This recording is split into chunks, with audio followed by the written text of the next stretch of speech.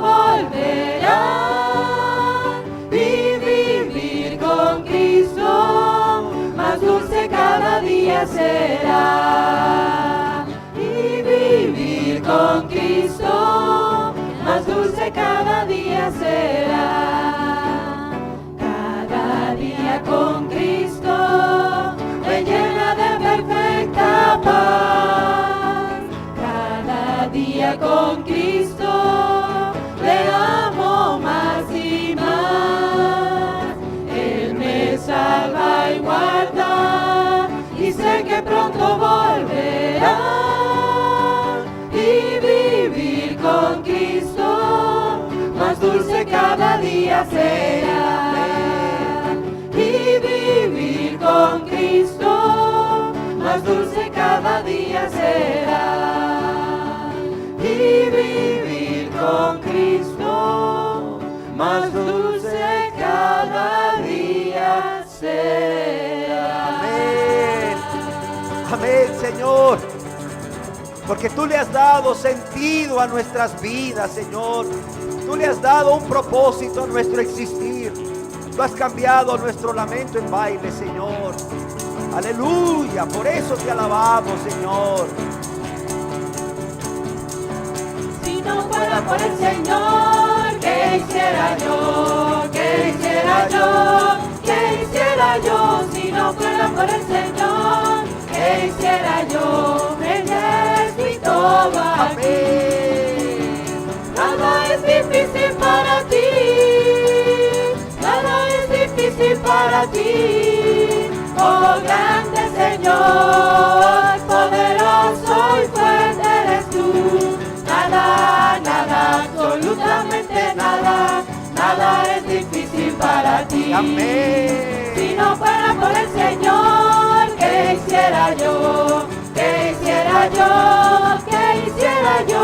Si no fuera por el Señor, ¿qué hiciera yo? Él es mi todo aquí. Nada es difícil para ti. Nada es difícil para ti. Oh grande Señor, poderoso y fuerte eres tú. Nada, nada, absolutamente nada, nada es difícil para ti. El Señor me llenó de gozo, puso paz en mi corazón. El Señor me llenó de gozo, puso paz en mi corazón. Puso paz en mi corazón, puso paz en mi corazón. El Señor me llenó de gozo, puso paz en mi corazón. Pero qué felicidad, cantando todos en coro a nuestro Padre Celestial. Pero qué felicidad, cantando todos en coro a nuestro Padre Celestial. El Señor me llenó de gozo, puso paz en mi corazón. El Señor me llenó de gozo, puso paz en mi corazón. Puso paz en mi corazón, puso paz en mi corazón. El Señor me llenó de gozo, puso paz en mi corazón. Pero qué felicidad, cantando todos en coro a nuestro Padre Celestial. Pero qué felicidad, cantando todos en coro a nuestro Padre Celestial. El gozo del Señor mi fortaleza es. El gozo del Señor mi fortaleza es. El gozo del Señor mi fortaleza es. Y su gozo sin medida Él me da. Me da agua de vida, se no tengo más. Me da agua de vida, se no tengo más. Me da agua de vida, se no tengo más. Y su gozo sin medida Él me da. Aleluya, aleluya, aleluya, aleluya, aleluya, aleluya. Y su gozo sin medida Él me da. El gozo del Señor mi fortaleza es. El gozo del Señor mi fortaleza es. El gozo del Señor mi fortaleza es. Y su gozo sin medida Él me da. Me da agua de vida, se no tengo más. Me da agua de vida, se no tengo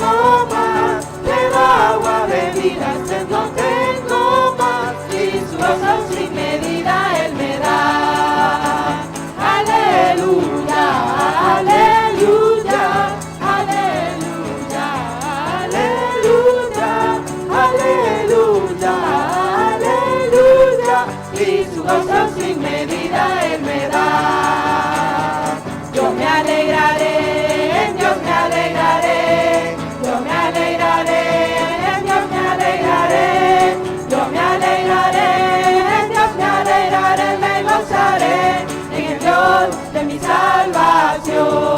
Yo me alegraré, en Dios me alegraré.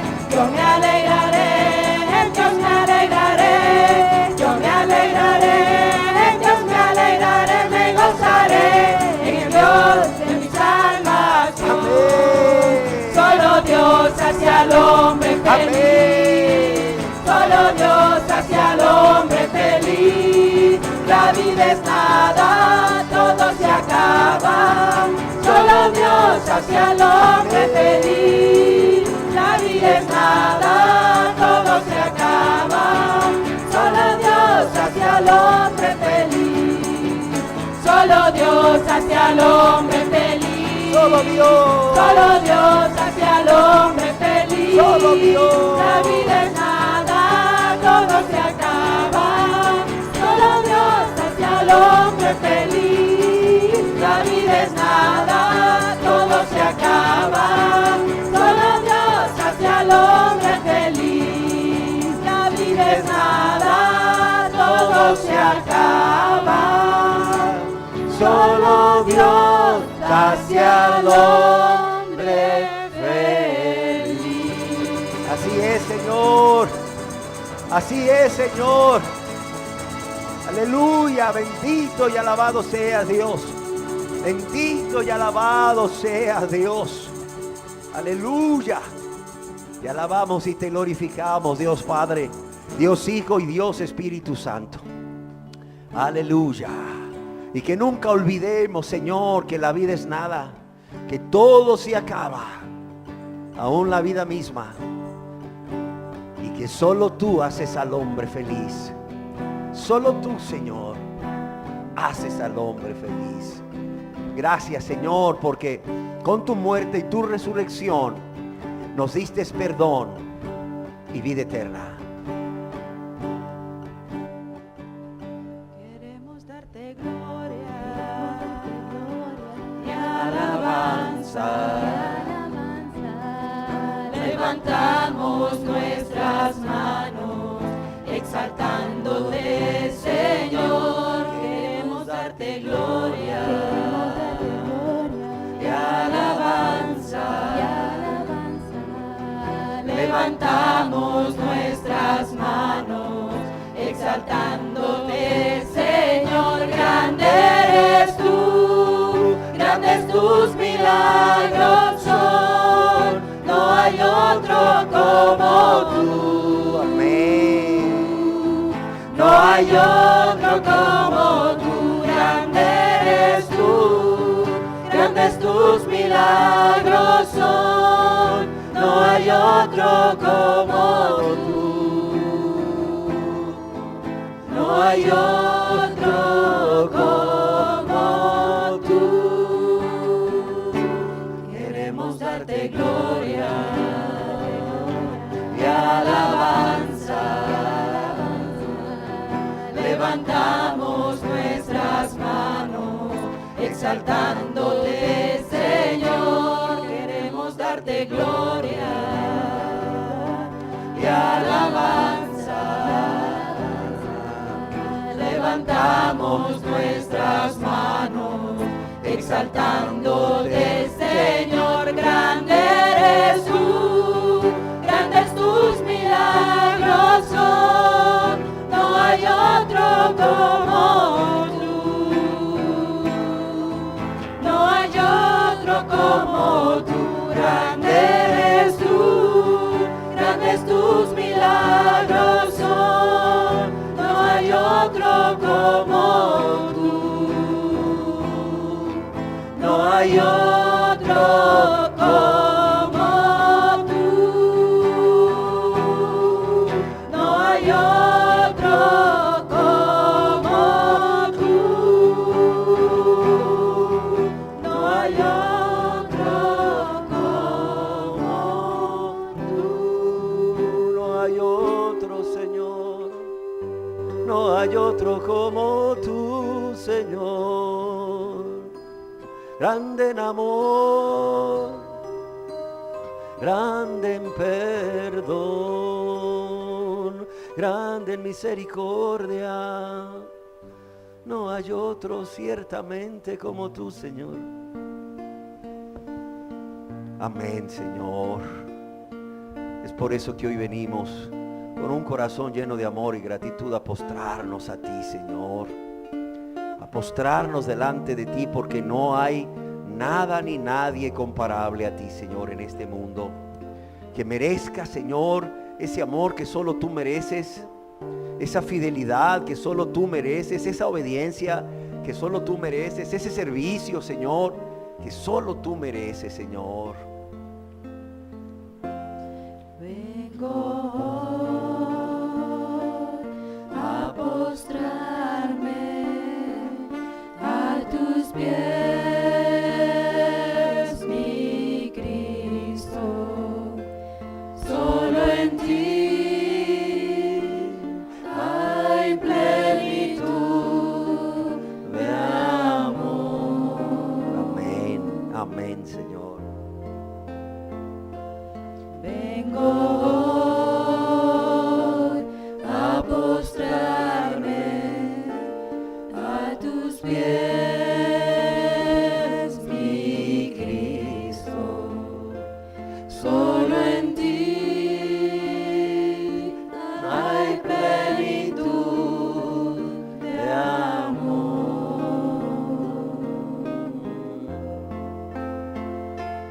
No hay nada, no hay nadie comparable a ti. Me deleito adorándote, Señor. Amén. No hay nada, no hay nadie comparable a ti. Me deleito adorándote, Señor. Amén, amén. Vengo a postrarme a tus pies, mi Cristo. Solo en ti hay plenitud de amor. No hay nada, no hay nadie comparable a ti. Me deleito adorándote, Señor. No hay nada, no hay nadie comparable a ti, Señor. No hay nada, no hay nadie comparable. Amén, Señor. a No hay ti. nadie que nos amara como tú, Señor. No hay nadie que diese su vida por nosotros, Señor, cuando ni siquiera lo merecíamos, Señor. Te alabamos y te bendecimos, Rey. Te alabamos y te bendecimos, Jesús. Adorándote, Señor.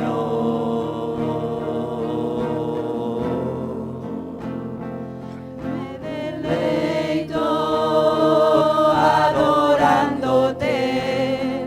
Me deleito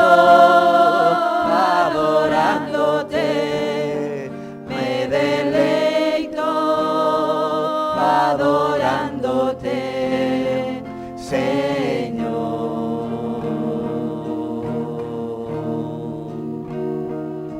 Me deleito adorándote. Me deleito adorándote, Jesús, Jesús. Que nuestras vidas sean para adorarte, Señor. Que nuestras vidas sean para adorarte, Señor. Que vivamos para ser esos adoradores en espíritu y en verdad que tú buscas, Señor. Porque para eso nos has lavado y limpiado, para eso nos has perdonado. Y Señor, es lo menos que podemos hacer, Señor, después de tanto amor y de tanta misericordia, Señor. Exaltarte, precioso, precioso Cordero de Dios. Tú que vives y reinas en nuestro corazón. Yo exalto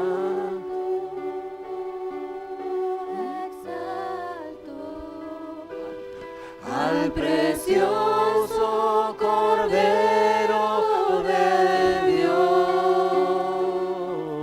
Yo exalto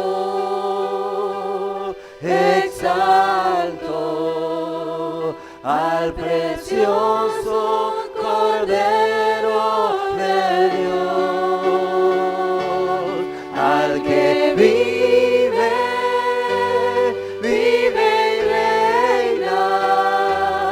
y reina en mi corazón, al que vive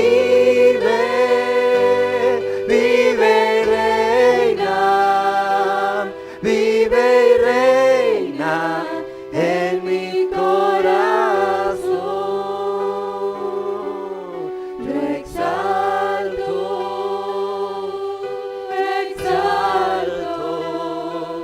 al precioso Cordero de Dios.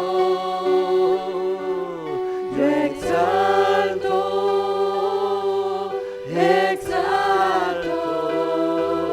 al precioso Cordero de Dios, al que vive y reina en mi corazón, al que vive y reina en mi corazón, al que vive y reina en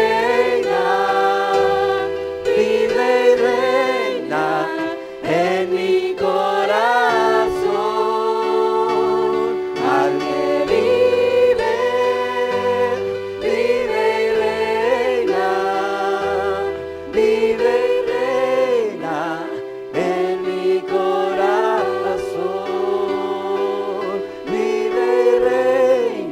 en mi corazón, vive y reina en mi corazón, vive y reina en mi corazón, vive y reina en nuestro corazón. A Jesús sea la gloria, a Jesús sea la honra, a nuestro Rey y Salvador. Aleluya, aleluya, aleluya. Amén, amén. A ti sea la honra y la gloria, Dios. A ti sea la honra y la gloria, Jesús, Dios vivo y verdadero. A ti sea la honra y la gloria, Dios Espíritu Santo. Para eso estamos aquí primeramente, para alabarte y glorificarte. Porque tú eres Dios, nuestro Dios. Pero eres Dios. Bendito y alabado seas. Bendito y alabado sea, Señor, que antes que todo nuestro mayor deseo, nuestro mayor anhelo sea darnos a ti, Señor, y darte lo mejor de nosotros, entre ello nuestra alabanza y adoración. Es por eso que hoy estamos aquí primeramente, para darte un poquito de lo tanto que nos has dado, nuestra alabanza, nuestra adoración, Señor. Gracias por tu amor y así sea, Señor. Así sea. Amén.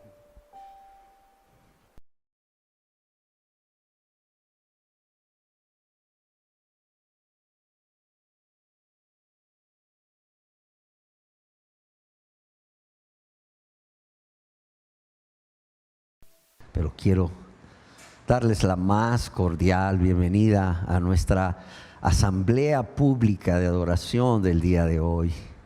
Y hoy deseo compartir con ustedes lo que ya sería la séptima parte de esta serie, Cristo, nuestro ejemplo de abnegación.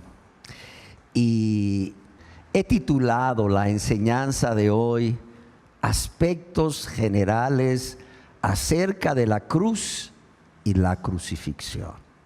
Aspectos generales acerca de la cruz y de la crucifixión. Y yo quiero pedirles nuevamente que leamos juntos en la Biblia la palabra de Dios que va a estar proyectada.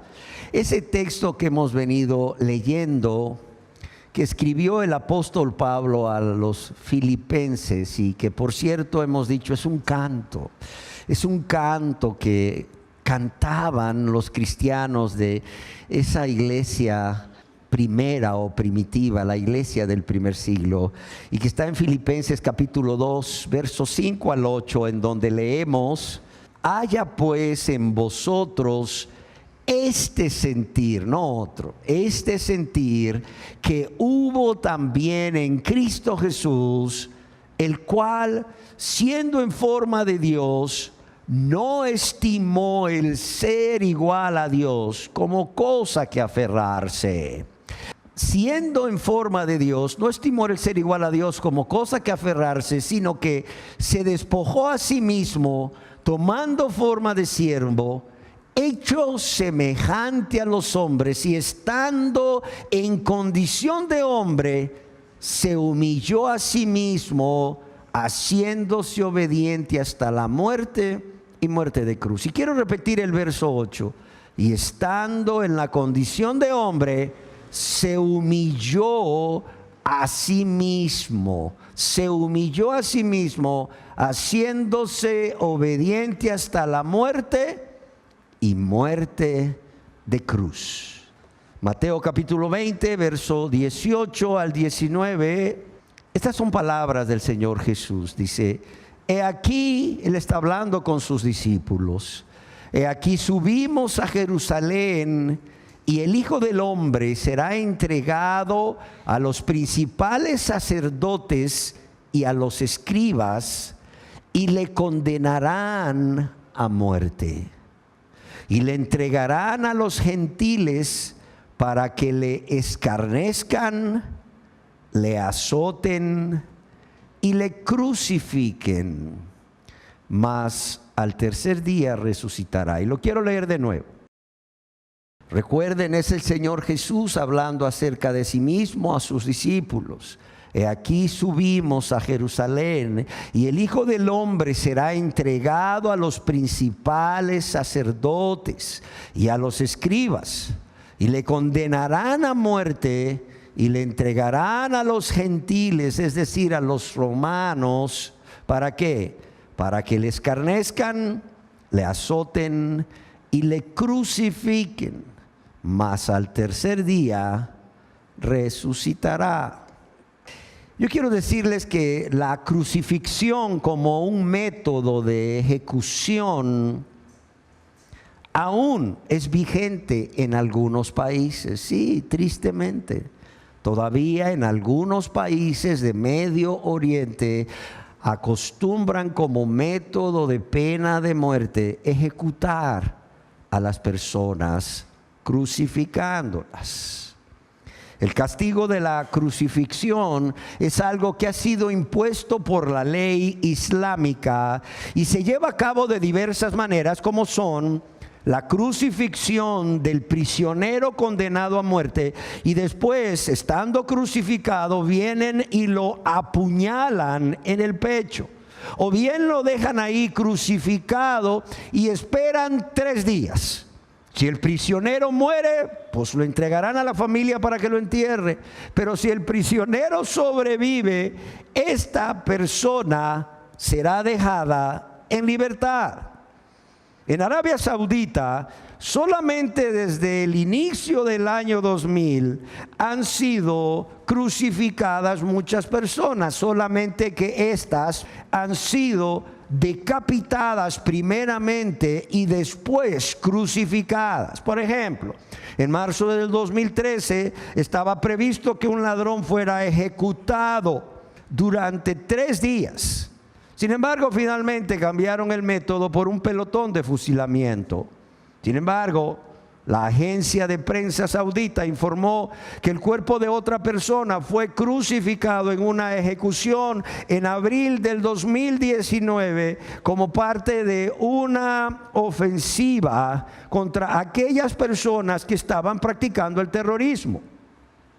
Ali Mohammed Al-Nirm fue arrestado en 2012 cuando tenía 17 años por participar en protestas contra el gobierno de Arabia Saudita durante lo que se conoce como la Primavera Árabe, y en mayo del 2014 Ali Al-Nirm fue condenado a ser decapitado y crucificado públicamente. Y en teoría, por lo menos, la crucifixión sigue siendo una de las formas de castigo en Irán.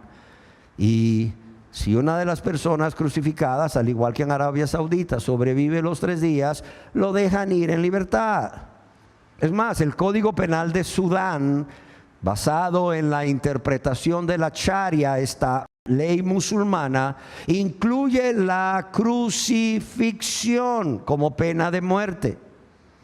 Déjenme decirles que en 2002, 88 personas fueron condenadas a muerte. Óigalo bien, ¿por qué delitos? Asesinato, robo a mano armada y participación en enfrentamientos étnicos. Y, según Amnistía Internacional, existía una fuerte posibilidad de que estas personas fueron ejecutadas mediante la crucifixión. Algunos se preguntan por qué en estos países árabes musulmanes pues hay muy pocos robos, hay muy pocos asesinatos a mano armada, y es que vienen y los atrapan y pues pareciera que ahí los derechos humanos no funcionan mucho, y lo que hacen es que los crucifican, es decir, hacen un espectáculo público, porque como veremos más adelante, eso es la crucifixión. Es un espectáculo público, está diseñado para que todo el mundo lo vea, y cuando lo vea se llene de temblor, se llene de terror. No, eso yo no lo voy a hacer, porque si lo hago termino en lo mismo, así de sencillo.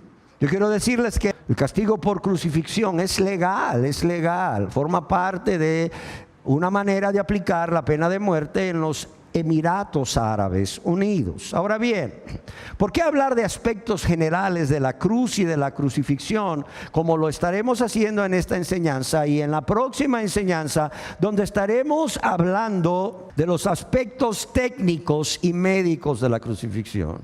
Para que cuando hablemos de la crucifixión de Jesús, todos podamos entender a profundidad, óigalo bien, todos podamos entender a profundidad. O sea, ¿qué es lo que realmente el Señor Jesús vivió cuando fue crucificado? Y es que, amados y amadas, yo quiero decirles que no podemos dejar de hablar de la crucifixión y la cruz por 2 razones muy importantes también. Porque la salvación espiritual de los pecadores está relacionada con la cruz y la crucifixión. Como ya leímos allá en Mateo 20, capítulo 18 y 19, Jesús sería condenado a muerte y Jesús sería entregado a los gentiles. ¿Para qué? Para que le escarneciesen y le azotaran y le crucificaran. Y es que nuestro Señor Jesús, según dicen los historiadores, fue la víctima más famosa de ese acto de castigo y de pena capital o de pena de muerte, como es la crucifixión. El Señor Jesucristo pasó, como todos sabemos, por un juicio judío primeramente, por las autoridades religiosas. Después pasó por un juicio por las autoridades romanas para que pudiese ser condenado a morir en la cruz, por cuanto los judíos no tenían autorización para crucificar a una persona, porque ellos estaban bajo el dominio del imperio romano. Yo quiero decirles que Jesucristo fue sentenciado a un juicio injusto, ciertamente. Fue crucificado siendo justo, pero todo esto porque fue la voluntad del Padre que así fuese, y porque Él, como leímos, se humilló a sí mismo, haciéndose obediente hasta la muerte, y muerte de cruz. Y lo hizo muriendo en esa cruz en nuestro lugar. ¿Para qué? Para salvarnos de la ira de Dios y de la condenación eterna. Y la segunda razón es porque las personas leen en la Biblia muy rápidamente y sin detenerse a pensar qué implica esto de la crucifixión. Primeramente, yo quiero decirles que no tenemos el hábito de la lectura. A ver, ¿cuántos libros leyó usted en primaria? ¿Cuántos libros? Yo no me acuerdo haber leído libros. Y en secundaria, ¿cuántos libros leyó? Algunos dirán, bueno, es que era obligatorio leer El Quijote de Miguel de Cervantes Saavedra. Yo solo leí uno, El Principito de Anthony de Saint-Exupéry, un libro en toda la secundaria. Esa es nuestra exposición o nuestra experiencia en cuanto a lectura de libros. Por eso cuando venimos y queremos leer este libro maravilloso inspirado por Dios como es la Biblia, tenemos serios problemas para leerlo. Se nos dificulta sacar la idea principal de un versículo o de una serie de versículos que forman parte de una historia, como por ejemplo la historia del rico y Lázaro, o la conversión de Zaqueo. Y es por ello que es frecuente que las personas lean la Biblia de corrido, como decimos. Lean la Biblia muy rápidamente y sin detenerse a pensar qué implica esto de la crucifixión. Es más, si yo les digo, escríbanme crucifixión, ¿cuántos le escribirían correctamente? Y no solo eso, las personas dicen de manera superficial o de manera tan ligera, Cristo murió por mí en la cruz, sin haberse detenido a pensar ¿qué implica todo esto? Usted le pregunta a una persona que le dice a usted, yo lo acostumbro a hacer, yo les digo bendiciones, me dice amén, le digo amén, me gustó ese amén, le digo yo, como una forma de introducirme en el evangelismo. Oiga, ¿usted se congrega en algún lugar? Sí, me dice, yo voy a la iglesia tal. Qué bueno, le digo yo. O sea que usted es cristiano, o usted es cristiana. Sí, dice, ¿verdad? Sí, le digo, y cuénteme, le digo, ¿cómo hizo usted para convertirse en un cristiano? Es que soy salvo por la gracia de Dios. Dice, Cristo murió por mí en la cruz. Y yo a veces pienso, esta persona que dice esto y cree esto, ¿realmente sabe la magnitud de lo que sucedió en esa cruz cuando el Señor Jesús fue crucificado? Seguramente no. Seguramente no. Es por ello que estas personas, y yo era uno de ellos, la verdad, yo era uno de ellos. Estas personas no valoran esa gran obra de amor, esa gran obra de amor, esa obra que Jesús llevó a cabo ahí en la cruz por cada uno de nosotros. Por cierto, amados y amadas, es la obra de amor más grande que alguien haya realizado en toda la historia de la humanidad por el ser humano. Es la obra más grande de amor que alguien haya realizado por usted y por mí. ¿Sí me entiende? Yo recuerdo cuando era niño. Yo recuerdo en la Semana Mayor, donde el Viernes Santo, ¿verdad? sacaban de la Iglesia Católica esa imagen que según ellos representa a Jesús cargando una cruz. Yo recuerdo que siendo un niño de 5 o 6 años lloraba. Yo lloraba cuando miraba yo a lo que representaba esa persona, ese hombre que iba ahí encorvado, cargando una cruz. Eso me impactaba de tal manera que yo lloraba. Pero el problema es que a los 6 años lloraba y a los 14 años ya había empezado a ingerir bebidas alcohólicas. Ya había empezado la práctica sexual.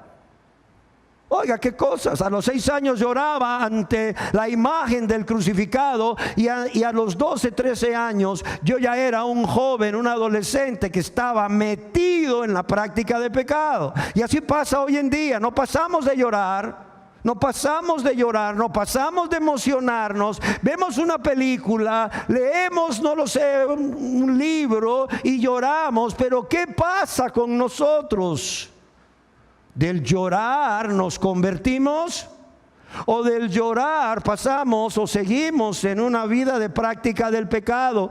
Como lo hizo su servidor por muchísimos años, hasta los 30 y pico de años. Amados y amadas, yo quiero que a través de estas enseñanzas entendamos lo terrible, lo grave que era ser condenado a morir en una cruz, a morir crucificado, para que entonces podamos valorar lo que Jesús hizo por nosotros. Porque todo eso que vamos a estar viendo más adelante, que Él sufrió, fue por cada uno de nosotros. Como dice uno de los cantos, fue por mí. Fue por mí. Y el día que hablemos de la muerte física de Jesús en la cruz, yo les voy a estar pidiendo, de antemano se los digo, que piensen, eso fue por mí, eso lo padeció por mí. Como dice el canto y como dice la Biblia, fue por mí para perdonarme, fue por mí para hacerme libre. Libre para amar, libre para poder vencer al pecado y libre para hacer el bien. Amén. Y es que lo terrible y grave que era ser condenado a morir en una cruz, lo vemos desde la definición misma de la crucifixión. Y es que la crucifixión, para comenzar, es un método de castigo. Óigalo bien. Es un método de castigo. Es un método de pena capital o pena de muerte, en donde se ata o se clava a la víctima en una gran viga de madera transversal, y esta a su vez en una viga vertical, y se deja colgada ahí durante varios días hasta que finalmente muere por pérdida de sangre o por agotamiento y asfixia.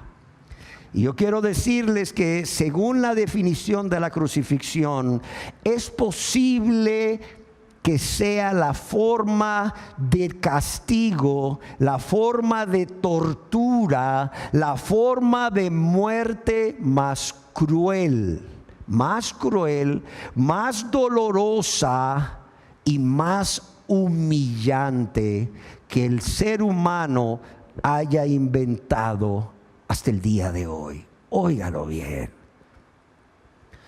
¿Para qué se realizaba la crucifixión? Primeramente, para convencer a las personas que la presenciaban, porque como les decía, la crucifixión era un evento público. Es más, se informaba a qué día, a qué hora y en qué lugar se iba a crucificar a una persona. Y se estimulaba a la gente a asistir. Las multitudes asistían porque era un espectáculo para ellos. Un espectáculo cruel, pero espectáculo al fin. Y estas crucifixiones se realizaban para convencer a las personas que la presenciaban, primeramente, de no cometer crímenes similares a los que había realizado ese prisionero que estaba ahí siendo crucificado. Y es que generalmente eran condenados, además de los esclavos que se rebelaban o mataban a sus amos, aquellos criminales que cometían actos tan crueles, pero tan graves, porque eran realizados de manera brutal e inhumana. Es más, yo quiero que vayan pensando desde ya, ¿quiénes eran los que merecían morir en la cruz? Porque no todos eran crucificados, Ni los macedonios, ni los persas, ni los cretenses, ni los romanos crucificaban a todas las personas, no. Entonces, ¿a quiénes crucificaban? Primeramente a un esclavo. O sea, la persona que pertenecía en cuanto al estrato social a la clase más baja. Óigalo bien, un esclavo, la persona que pertenecía en cuanto al estrato social a la clase más baja. Pero un esclavo que se rebelaba contra su amo, le robaba o lo mataba o escapaba. Pero también a aquellas personas que iniciaban actos revolucionarios o movimientos revolucionarios contra Roma, o que cometían los crímenes más crueles, más monstruosos, más inhumanos. Piensa en esto cuando veamos la crucifixión de Cristo. ¿Quiénes eran crucificados?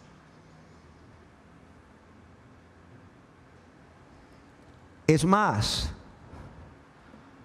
no solamente las personas eran crucificadas para convencer a otros que estaban ahí siendo testigos de la crucifixión, que no se les ocurriera realizar crímenes brutales de esa manera, o rebelarse a sus amos, sino tampoco rebelarse contra el imperio romano, iniciando una revuelta o un movimiento revolucionario. ¿Por qué? Porque si lo hacían, ellos ya sabían dónde iban a terminar. Iban a terminar crucificados en un espectáculo horroroso, cruel, doloroso y público. Es por ello que las personas que presenciaban la crucifixión temblaban. O sea, les inundaba un miedo, les inundaba un pánico. Y es que esta muerte estaba diseñada para ser lenta, para ser dolorosa. La agonía de la muerte estaba diseñada para ser lenta, para ser dolorosa, para ser humillante. Es más, de ahí viene la muerte insoportable. Nosotros decimos, ¿saben qué? Tengo un dolor de cabeza insoportable. Bueno, ¿de dónde viene la palabra insoportable? Que no lo aguanto. De aquí, del dolor que padecían los condenados a muerte por medio de la crucifixión. Ahora, ¿por qué era cruel y dolorosa? Porque además de que el reo ya había sido azotado previamente y había pasado por el dolor de la flagelación y había sido obligado, como veremos más adelante, a cargar la viga transversal de la cruz, que pesaba aproximadamente unas 100 libras, otras pesaban hasta 125 libras, sobre sus hombros. Y de ser, imagínense, clavado ahí en un palo lateral, que como veremos más adelante se llama patibulum. ¿Saben qué otra cosa sucedía mientras la persona estaba crucificada? Tenía una seria dificultad para respirar. Y eso hacía que la agonía fuera mayor. Pero no solo eso. Mientras estaba clavado allí en la cruz agonizando, aquellas personas aquí o que me están viendo que le tienen miedo a los insectos, yo quiero decirles que los insectos venían, todo tipo de insectos venían y se les paraban ahí en las heridas, contaminando las heridas. Pero los insectos venían y se le paraban en la nariz y se les metían en la nariz. Los insectos venían y como la persona estaba sedienta y generalmente respiraba a través de la boca porque se le hacía difícil respirar y tenía la boca abierta, los insectos venían y se le metían en la boca. Pero también los insectos venían y se le metían en los oídos. Y por si esto fuera poco, las cruces, que generalmente eran cruces cortas, no muy elevadas, esto permitía que las fieras salvajes de alrededor, osos y leones que existían en ese tiempo en Palestina, vinieran. Y estando el prisionero aún vivo, estos leones se los empezaran a comer vivos. Estos osos se los empezaran a comer vivos. Pero también cuando había un crucificado, se nos dice en la historia que los buitres, las aves carroñeras que estaban en los basureros, salían volando. Ya cuando todas las personas se habían ido, los espectadores de la crucifixión se habían ido y solo quedaban los soldados ahí vigilando al prisionero condenado a morir en la cruz hasta que muriera, porque eso era lo que la ley romana indicaba. Venían no solo las fieras salvajes, a las que los cuales los soldados les permitían comerse el cuerpo del crucificado aún vivo, sino que venían los buitres y se ponían sobre lo que se conoce el patíbulum o la viga transversal y empezaban a picotearle los ojos vivos. Comenzaban a picotearle la lengua, comenzaban a picotearle la nariz, las orejas y partes del cuerpo, cuando el crucificado estaba agonizando, cuando el crucificado estaba todavía vivo. Imagínense ese cuadro. Claro, ¿a quién no iban a convencer de que no cometiera un delito? Era fácil no convencer a personas que no se rebelaran contra Roma de esa manera. Porque yo pregunto, levante la mano aquí el que quisiera haber sido crucificado, o el que quisiera que en un país de esos de Medio Oriente musulmán le crucifiquen. Nadie, estoy seguro. Ahora, pero también la crucifixión era el medio de tortura, de castigo y de muerte más humillante. ¿Por qué razón? Porque la víctima, el prisionero, era exhibida desnuda, completamente desnuda, sin excepción. Por eso yo les decía que ya olvidémonos de aquella imagen que pintan del Señor Jesús crucificado con una cruz, con 4 gotitas de sangre, con un rostro que parece más bien un actor de Hollywood, con un trapito ahí que le cubre sus partes íntimas. No, olvídese. Cuando crucificaron al Señor Jesús, los soldados romanos no iban a hacer una excepción con Él.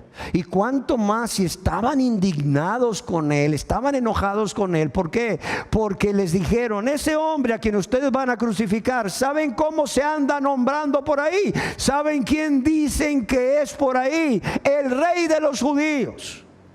Ese hombre se ha levantado en contra de César, porque César es nuestro único rey. ¿Cómo creen que estaban los soldados? ¿Bien contentos con Jesús? No. Es más, con Jesús hicieron cosas que no hacían con los otros prisioneros condenados a la crucifixión, como lo vamos a estar viendo. Así es que Jesús no tenía por qué ser la excepción. Jesús estuvo ahí colgado de esa cruz, desnudo. Imagínense, el Rey de Gloria. Isaías dice, vi yo al Señor en su trono alto y sublime. ¿Y sabes cómo lo vio Juan? Desnudo, desnudo. No sé si alguna vez mientras andaban juntos y Jesús se bañaba en un río con ellos, se desnudaba completamente. No lo sé, pero una cosa sí te puedo asegurar, que Juan ese día y aquellas mujeres que estaban ahí acompañándole, incluyendo su madre, ¿sabes cómo lo vieron ese día ahí colgado? Desnudo. Por eso es que era humillante. Lo más humillante que te puede pasar a ti es que te vean desnudo y más públicamente, siendo un espectáculo público. ¿De dónde se origina la crucifixión? Probablemente se originó en Asiria. Sin embargo, existen evidencias de que los piratas que atacaban los barcos griegos eran crucificados en el puerto de Atenas en el siglo 7 antes de Cristo. También se dice que este método de la crucifixión fue utilizado como una forma ya establecida o común de ejecución por los persas en el siglo 6 antes de Cristo. En su forma inicial, en Persia, la víctima o el prisionero que era condenado a sufrir este castigo y muerte por crucifixión era atado a un poste o era atado a un árbol, usualmente de manera elevada para que sus pies no tocaran la tierra. Y era atado así, de esta manera, sus dos manos así, les clavaban ahí a nivel de las muñecas o de las manos, generalmente las muñecas y los pies, en un solo tronco o en un árbol. ¿Por qué estaban levantados del suelo? Porque los persas consideraban que el fuego y el suelo eran santos, y que esa persona era tan mala, ese criminal era tan malo, la persona que estaba siendo crucificada era tan mala, que su cuerpo no merecía tocar el suelo santo. Yo quiero decirles que la primer crucifixión de una persona que ha sido registrada en la historia es la de Polícrates. ¿Quién era Polícrates? Era el tirano de una isla llamada Samos, que estaba allá en el mar Egeo frente a Asia Menor. Y este rey fue ejecutado en el año 522 a.C., precisamente por los persas, para luego su cadáver ser crucificado. La crucifixión, de una forma u otra, también fue usada por los macedonios, los cartagineses y también los egipcios, o como un método de ejecución más bien, porque Alejandro, el conquistador Alejandro Magno, Alejandro el Grande, que era de Macedonia y había visto cómo se crucificaban las personas, introdujo esa práctica en Egipto, pero también en Cartagena en el siglo IV. Es más, está registrado en la historia que Alejandro llegó a crucificar hasta 2,000 personas que habían sido supervivientes al ataque de la ciudad fenicia de Tiro, que estaba ubicada en una isla. Y fueron los cartagineses precisamente los que introdujeron en Roma, óigalo bien, en el siglo III, este método de ejecución como es la crucifixión. Y aunque los romanos no inventaron la crucifixión, vaya que sí la perfeccionaron. Y la perfeccionaron para que fuese el método más cruel, el método más lento, el método más doloroso, el método más humillante de castigo, de tortura y de muerte. Es más, se dice que el dolor y el sufrimiento que una persona podía padecer era este. Hoy podemos decir que el dolor más grande que una persona puede padecer, ¿cuál es? El dolor de una mujer cuando está dando a luz, ¿sí o no? Los dolores de parto. Pero en aquel entonces no eran esos. Eran los dolores que padecía el prisionero crucificado. Y en los territorios conquistados por el Imperio Romano, la crucifixión también llegó a ser un método de ejecución. ¿Y a quienes ejecutaban? Como ya dijimos, a los esclavos, luego para matar a los extranjeros que violaban la ley de manera gravísima, a los revolucionarios y también a los enemigos del Estado, los que se levantaban ahí en una revuelta o en una guerra de guerrillas. La ley romana usualmente protegía a los ciudadanos romanos de la ejecución a través de la crucifixión, excepto aquellos soldados que fueran desertores. ¿Cuál es la imagen más antigua que tenemos de una crucifixión? Esa imagen es lo que se conoce como el grafito de Alexámenos. Probablemente no se note muy bien, pero no se preocupen, porque tenemos también el dibujo. Este es un grafito que fue encontrado en una taberna en Italia, en donde hay aquí un hombre que está adorando a un asno, a un burro que está crucificado, y hay unas palabras aquí escritas en griego. Ese grafito fue encontrado en Puteoli, Italia, y data de la época del emperador Trajano o Adriano, prácticamente a finales del primer siglo después de Cristo, comienzos del siglo II. Ahora, esto que ustedes pueden ver aquí, ahora lo vamos a ver en un dibujo para que lo entendamos. Aquí está Alexámenos, aquí hay una cruz y aquí está un burro. ¿Y saben qué dice aquí? Aquí dice, en forma de burla para los cristianos que adoraban a Cristo, quien había muerto crucificado, dice, Alexámenos respeta y presenta adoración a su Dios. Yo quiero decirles que a pesar del uso frecuente por parte de los romanos de la crucifixión, los horrores que esta producía, porque ya les decía que cuando las personas miraban todo aquello que estaba padeciendo el crucificado, desde que lo azotaban y le destrozaban la espalda hasta que lo hacían cargar en aquel clima caliente, ese madero, esa viga que pesaba aproximadamente 100 libras, áspera, en su piel destrozada de todo el cuello y la espalda, hasta cuando lo miraban ser clavado y que luego vinieran estos animalitos ahí a meterse en su boca, en su nariz, en sus ojos, y luego posteriormente supiesen de que de esa persona no quedaba nada, óigalo bien, más que los huesos. Y los huesos que estaban pegados a los clavos en la parte superior, en la viga superior de la cruz, porque las fieras salvajes se los habían comido.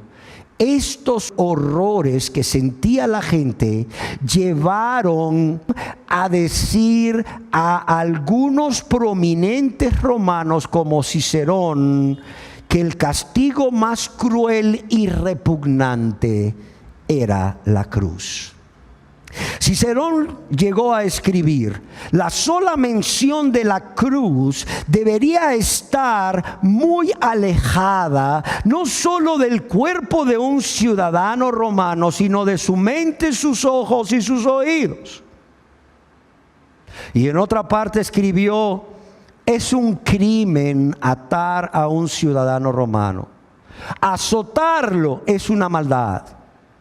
Darle muerte es como matar a un padre, a una madre, es como matar a un esposo, a una esposa o a un hijo. ¿Y qué diré de crucificarlo?, decía este hombre Cicerón.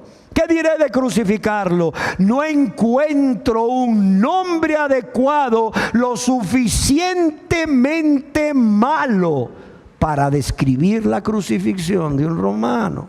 ¡Qué terrible! ¡Qué terrible! Sin embargo, allá por el año 337, los romanos, que fueron los últimos que crucificaban a sus prisioneros, dejaron de hacerlo. Ellos dejaron de hacerlo cuando en el Imperio Romano el cristianismo fue legalizado allá por el año 313 por el emperador Constantino, mucho antes que fuera nombrado la religión del Estado en el año 380 después de Cristo. Ahora bien, no solo hablemos de la crucifixión, hablemos de la cruz misma. ¿Por qué? Porque la cruz es el instrumento donde se llevaba a cabo la crucifixión. ¿Y qué es la cruz? La cruz es la construcción más sencilla que se disponía en aquel entonces y aún todavía en algunos países musulmanes para matar a los criminales. Una cruz entera pesaría aproximadamente 135 kilos, aproximadamente 300 libras. Pero la viga transversal no sería tan pesada, pues esta era la única que cargaba el preso o el prisionero, y pesaba entre unos 75 a 125 libras, aproximadamente 100. Así es que también quitémonos de la mente esa imagen que nos han presentado por años, en donde Jesús camina por la vía dolorosa cargando la cruz completa. No podía cargar una persona deshidratada, una persona que había perdido sangre y que en ese momento ya tenía un shock hipovolémico grado 1 entrando a grado 2, cargar 2 piezas de madera o un pesado madero que pesara 300 libras, caramba. Ni Jesús, verdadero hombre en ese momento, ni ningún otro hombre, ni ningún otro prisionero. Entonces solo estaban obligados a ¿qué? A cargar el patíbulum, que más o menos pesaría aproximadamente entre 10 libras. Ahora yo quiero que veamos las partes de la cruz. ¿Por qué razón? Porque quiero que nos familiaricemos con ellas. Quiero que nos familiaricemos por ellas para que más adelante, cuando estemos hablando de los aspectos técnicos y médicos de la crucifixión y cómo el Señor Jesús fue crucificado, usted pueda entender mejor qué es lo que realmente sucedió en la vida de Jesús. Aquí tenemos una cruz formada por dos vigas o 2 palos. Esta es la viga vertical, está llamada palo, ¿verdad? Voy a acercarme un poco más. Está llamada palo y también está llamado estipes o palus, pues, estipes o palus. Este es el palo o palus o el estipes. Y esta transversal, que no está, la cruz, créanme, no la hacían así. Esta no es de una sola pieza, este es un ejemplo. Primero estaba el estipes, que generalmente estaba ya de pie en los lugares destinados a la crucifixión. Ya estaba fijo ahí en los lugares destinados a la crucifixión.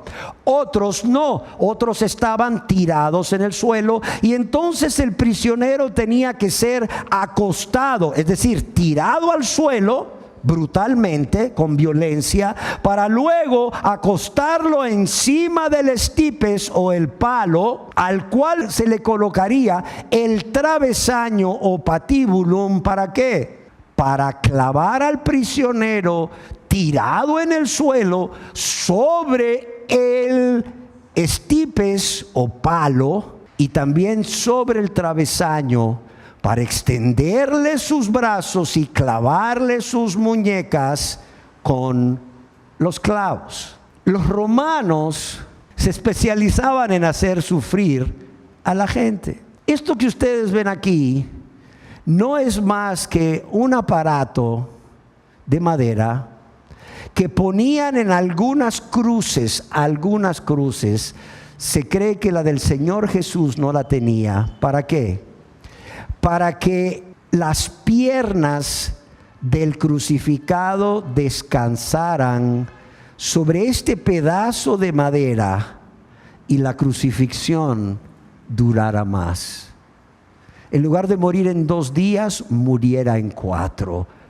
Esto, lejos de ser un instrumento que hacía que el prisionero se sintiera más cómodo, al contrario, hacía que sufriera más.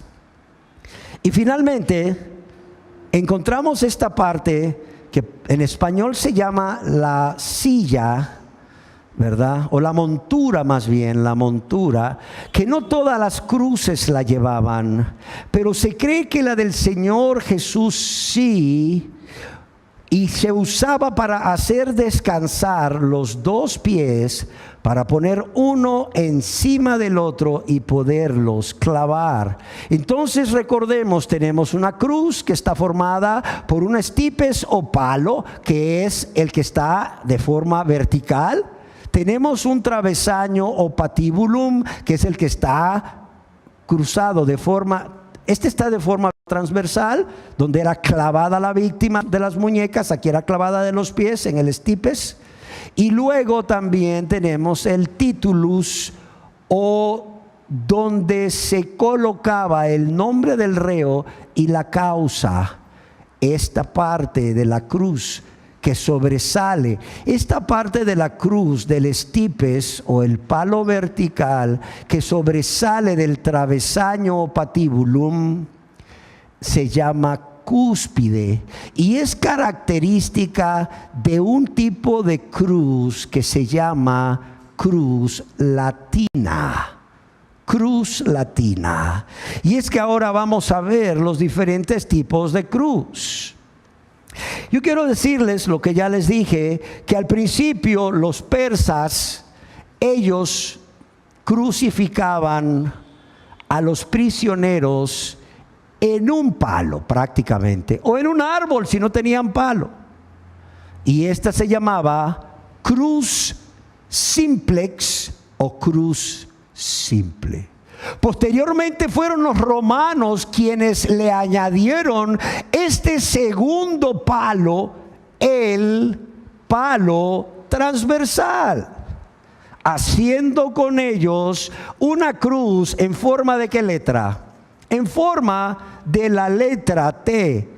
Es por esto que esta cruz se llama la cruz comisa o más popularmente la cruz Tau.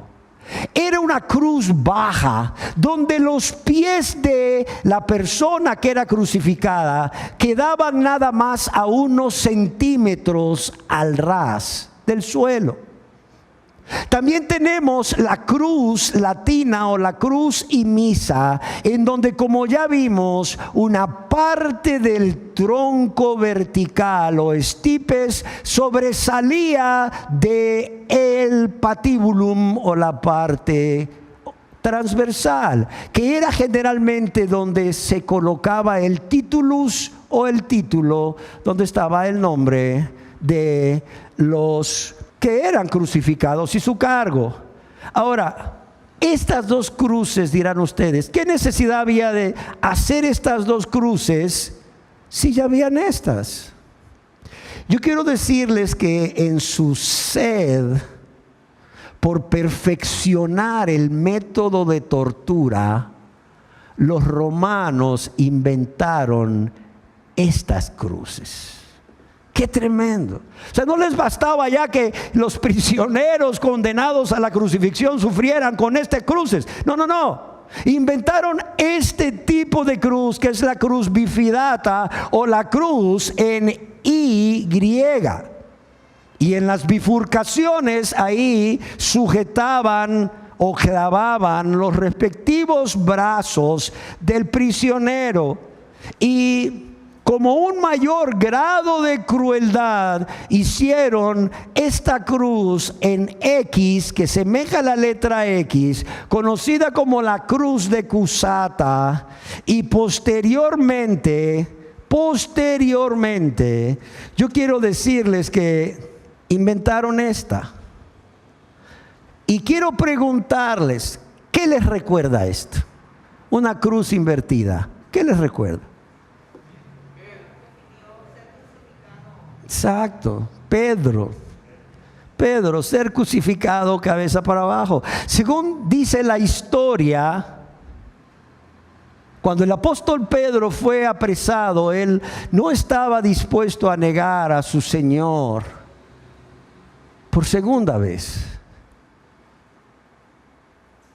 Aunque algunos dicen que iba huyendo y que Jesús se le apareció en el camino y Pedro tuvo que regresar. Pero eso es poco creíble. Lo más creíble es que Pedro fuese crucificado de esta manera. De hecho, si ustedes se fijan, esta cruz se llama Sancti Petri, la cruz de San Pedro, porque de esa manera fue crucificado el apóstol Pedro, aún como una mayor forma de crueldad. Y como les decía, a pesar de que las evidencias arqueológicas e históricas indican fuertemente que esta cruz baja o en forma de T, la cruz Tau, era preferida por los romanos, Las prácticas de crucifixión variaban frecuentemente de una región a otra y de acuerdo con la imaginación de los verdugos. Imagínense, dijeron, bueno, vamos a poner este palo acá cruzado. Bueno, vamos a hacer la cruz en forma de Y. No, mejor hagámosla en forma de X. No, mejor hagámosla invertida. Increíble. Y de acuerdo a la tradición, y hay fuertes posibilidades de que así haya sido, la cruz latina es la cruz en donde fue crucificado el Señor Jesús. Y yo quiero finalizar diciendo, yo quiero que meditemos en esto. Si la crucifixión y la cruz fueron diseñadas para ser ese instrumento de castigo, ese instrumento de tortura, ese instrumento de muerte, el más lento, el más cruel, el más doloroso y humillante que ha sido creado por el ser humano, ¿cómo es posible que Isaac Watts, un famoso compositor de himnos cristianos, en 1707 escribiese en un himno: en la cruz, yo primero, o fue en donde yo vi la luz y las manchas de mi alma yo la ve? O sea, ¿cómo es posible que después de haber oído lo que acabamos de oír acerca de la crucifixión y la cruz, Isaac Watts se atreviese a escribir: en la cruz fue donde primero vi la luz y las manchas de mi alma yo la ve? ¿Quién me quiere responder esta pregunta? Sin miedo. Bueno, yo quiero decirles que la respuesta a esta pregunta que acabo de hacerles, la responde el mismo Isaac Watts. En 1707, en la letra completa de este canto. Este himno que dice: me hirió el pecado, fui a Jesús, mostréle mi dolor. Perdido, errante, vi su luz, bendíjome en su amor. Y dice el coro: en la cruz, ahí fue donde primero vi la luz, y las manchas de mi alma yo la ve. Fue ahí por fe que vi a Jesús y siempre feliz con Él seré. Sobre una cruz vi al Señor. Por fe, cuando Él murió, en Él probé su grande amor y mis culpas Él perdonó. Venció la muerte con poder y a gloria se exaltó. Confiar en Él es mi placer, morir no temo yo. Y aunque Él se fue, solo no estoy. Mandó el Consolador, Divino Espíritu que hoy me da perfecto amor. Y todo esto, ¿por qué? Porque fue en la cruz, donde primero vemos esa luz, ese rayo de esperanza de salvación para cualquier pecador, aún para el primero de los pecadores. Para cualquier persona aquí en este lugar o que esté viendo este video que se considere el peor de los pecadores y que crea que no puede encontrar perdón en Dios, o que Dios no le puede perdonar porque ha sido tan malo, tan mala, porque ha pecado tanto contra Dios y su prójimo que no merece perdón. No. Quiero decirles que si esta persona con un corazón contrito y humillado ve a la cruz, pero más que ver a la cruz, ve al que está ahí en la cruz, muriendo por él en su lugar o por ella, si ve a Jesús en esa cruz, ahí es donde primeramente va a encontrar ese rayo de luz, ese rayo de esperanza, ese rayo de salvación que va a traer gozo, que va a traer paz a su vida. No porque los problemas se van a acabar, no, espérate. Todo mundo tiene problemas, se convierta o no se convierta. Es más, yo te puedo asegurar, a diferencia de personas que me dicen, es que yo no me hago cristiano, porque cuando a mí me han dicho que las personas se hacen cristianas, les vienen un montón de problemas. Sí vienen problemas, vamos a ser perseguidos por causa de Jesucristo. Pero yo te voy a decir una cosa, esos problemas que vienen a los cristianos no son nada comparados, primero, con la gloria venidera que ha de manifestarse, y dos, con los problemas que tienen los que no son cristianos. Yo te lo puedo asegurar. Amén. La persona puede decir, como dice Isaac Watt, qué gran amor el de esa persona que está ahí en esa cruz muriendo por mí en mi lugar. Qué gran amor me está demostrando esa persona que está muriendo en esa cruz por mí, que está recibiendo ese castigo por mí. Pero también puede decir, confiar en Él es mi placer. ¿Cómo no voy a confiar en Jesús? Oiga, si dejó el cielo, dejó la gloria, y después de haber oído todo lo que es la crucifixión y todo lo que implica la muerte en la cruz, Él vino y lo hizo. O sea, Él no dejó una cruz para ocupar un trono. Él dejó un trono para ocupar una cruz. ¿Cómo no confiar en esa persona? ¿Cómo no confiar en Él? Claro que podemos confiar en Él, claro que debemos confiar en Él. Y dice Isaac Watt ahí en una estrofa de este himno, dice, confiar en Él es mi placer, morir no temo yo. Y aunque Él se fue, solo no estoy.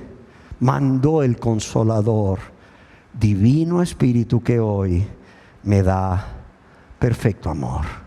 Cerremos nuestros ojos. Y cerremos nuestros ojos no para invitarle a usted a hacer algo descabellado o que usted tema que le inviten a hacer, como repetir una oración o pasar al frente. No. Yo solo quiero que cerremos nuestros ojos para que meditemos en lo que acabamos de oír. En lo que acabamos de oír. En lo que acabamos de oír acerca de la crucifixión, ese método de castigo cruel, ese método de tortura lento y doloroso, ese método de muerte lento y doloroso, humillante, que solo les era concedido a los esclavos, a las personas de la clase más baja de la sociedad, a los revolucionarios, pero también a los criminales que cometían los pecados más viles o más crueles, más inhumanos. Y piensa cómo el Señor Jesús, sin ser esclavo, sin ser revolucionario como lo quieren hacer ver hoy, o sin ser un criminal, el justo murió en esa cruz. ¿Sabes para qué?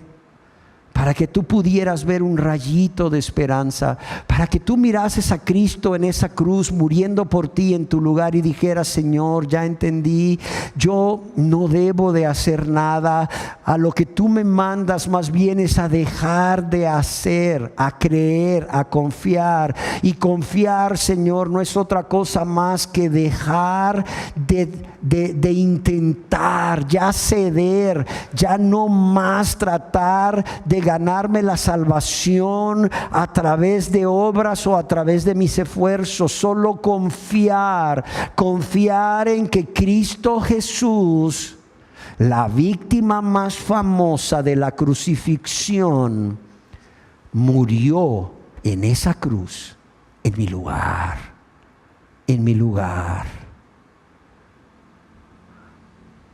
Para que, herido por el pecado, vayas a Jesús y hables con Él y le muestres no solo quién eres, un pecador, una pecadora, sino también le muestres tu pesar, tu vergüenza, tu tristeza por haber pecado contra Dios y contra tu prójimo, por haber pecado contra Cristo, quien es Dios hecho hombre.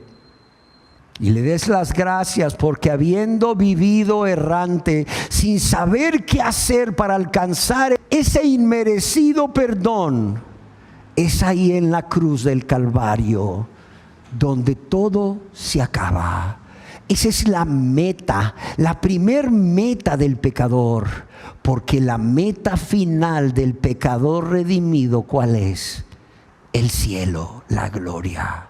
Pero la meta del pecador no convertido es esa: llegar a la cruz donde está Jesús, a los pies de Cristo, y postrarse ahí y suplicar por misericordia y suplicar por perdón de todos sus pecados, creyendo que Jesús puede y quiere perdonarte, creyendo que si Él murió a través de ese método cruel de tortura, de castigo y de muerte, fue por ti, para ocupar tu lugar en esa cruz.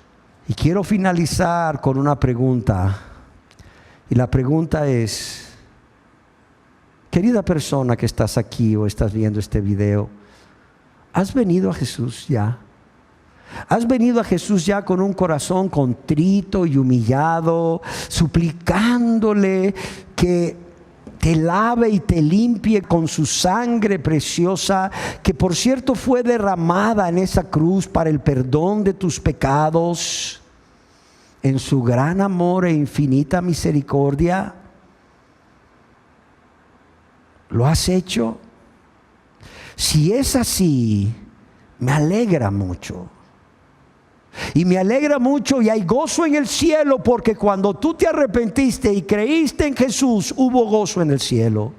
Pero me alegra porque has tomado la mejor decisión de toda tu vida. Pero si no es así, ¿qué esperas para hacerlo? Yo te pregunto, ¿qué esperas para hacerlo? ¿Qué te impide? ¿Qué te impide?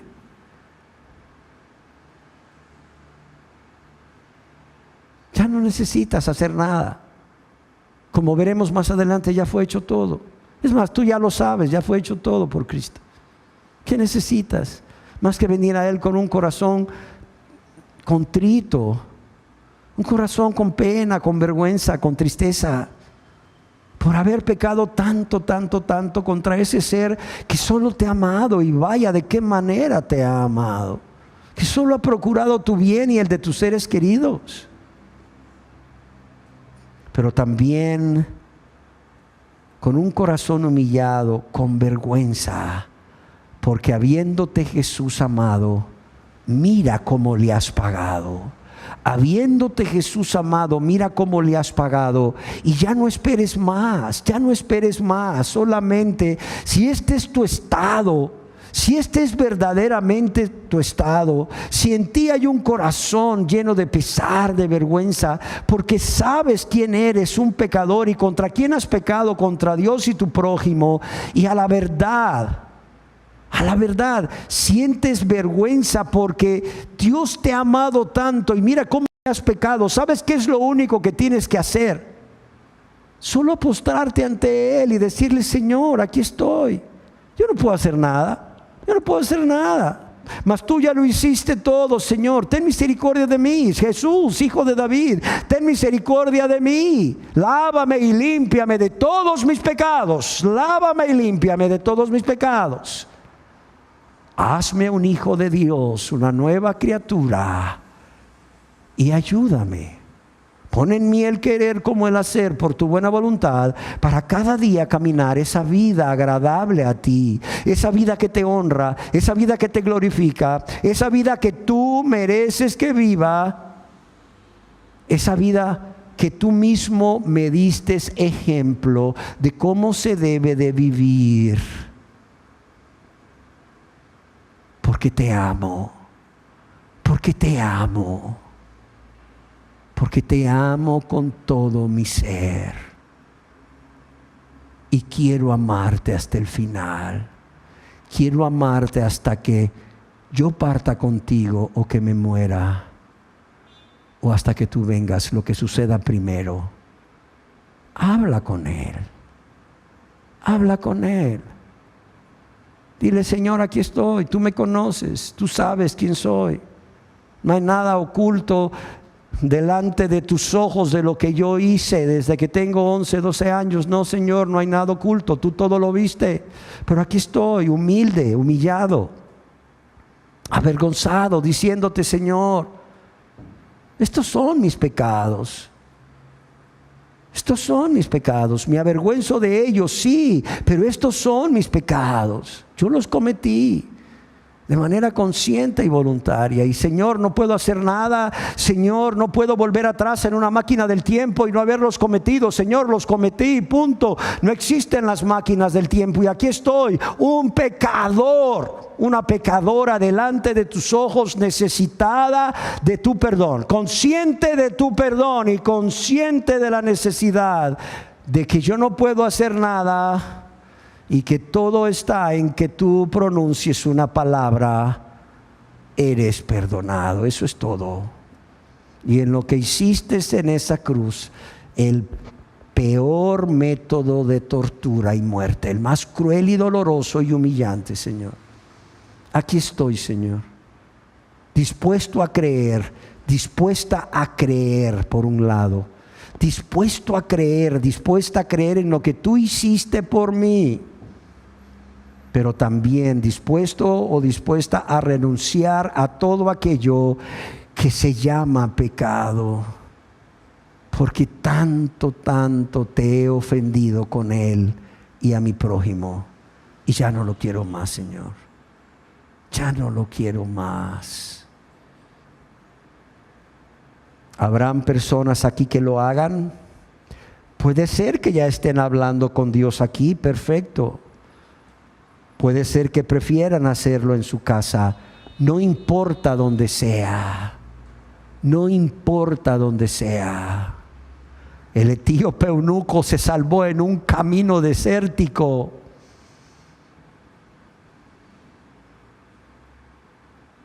Jesús está en todo lugar. ¿Cuánto más si tú estás dispuesto a decirle lo que Él ha venido esperando oír de ti durante todos estos largos años?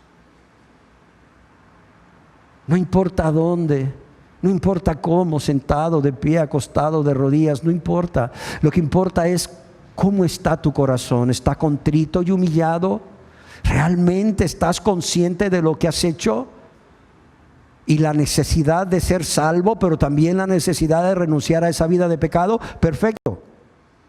Todo lo que necesitas es buscar un lugar a solas, aquí o en cualquier lugar, y decirle a Jesús: Señor, aquí estoy, tal como soy de pecador, sin más confianza que en tu amor y en lo que hiciste por mí. Ya que tú me llamas a venir, Cordero de Dios, aquí estoy, Señor, lávame y límpiame. Amén. Gracias, Dios.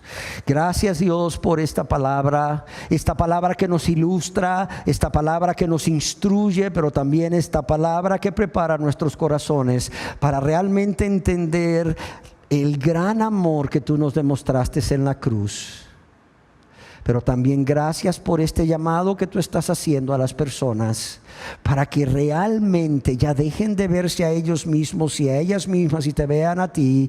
Ya dejen de pensar que tienen que hacer algo para agradarte. No, Señor. Lo único que pueden hacer para agradarte es venir con ese corazón avergonzado y triste, por haber pecado contra ti y su prójimo, dispuestos a no volverlo a hacer con tu ayuda y dispuestos a suplicar perdón a Jesús, a ti, oh Dios, creyendo que tú puedes, si quieres, perdonarles y que lo vas a hacer si su corazón es sincero al pedir ese perdón. Padre, yo quiero que hables a las personas, aún después de que nos vayamos de aquí. Quiero que sigas tratando con estas personas, Señor, hasta que estas personas lleguen postrados a los pies de la cruz, a los pies tuyos, Señor, suplicando misericordia y creyendo que tú quieres tener misericordia de ellos. Es más, creyendo que si su súplica de perdón ha sido de corazón, ha sido sincera, en ese mismo momento que terminaron de suplicarte por ese perdón, por esa grande salvación, tú los has perdonado, Señor. Sin sentir calores, sin sentir sudores, sin sentir nada, Señor, solamente creyendo en ti, creyendo en tus promesas, Señor. Yo te lo pido en el nombre de Jesús. Amén.